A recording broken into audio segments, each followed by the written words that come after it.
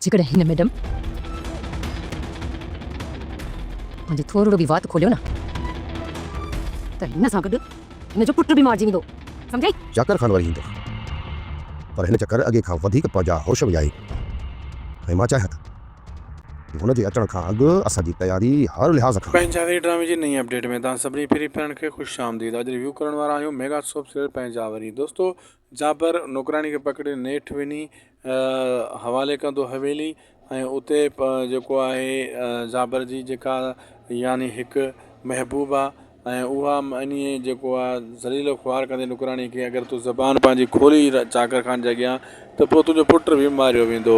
होॾां हाणे साम्हूं वारा फुल तयारी कंदा कंहिं न कंहिं तरीक़े सां, छो चाकर खान हाणे मोटण वारो आहे, पंहिंजे भाउ जो इलाजु कराए वरी जवाबु वठणु ईंदो। हाणे हिननि खे उहा कहाणी जो आख़िरी ॻंढ खोलणी आहे जिथे ॿुधाए सघनि त बाबा तुंहिंजो दुश्मन हीअ आहे, असां न आहियूं। हाणे चाकर खान इन शइ में साम्हूं इन शइ में फाथो आहे ऐं इन जो सौटु जॾहिं चवंदो असां तो लॾे हलूं जे एतिरो ख़तरो आहे कंहिं महफ़ूज़ जॻह ते, त उहो चवंदो न जे लड़ंदासीं त कूड़ा साबित थींदासीं। पोइ हर को चवंदो त असां वाक़ई कूड़ा आहियूं। बहरहाल हिते अचण वारा एपिसोडनि में नौकरानी ते बि तशदुद कयो वेंदो, नौकरानी खे रोकियो वेंदो, कॾहिं बि तूं ज़बान न खोलिजांइ।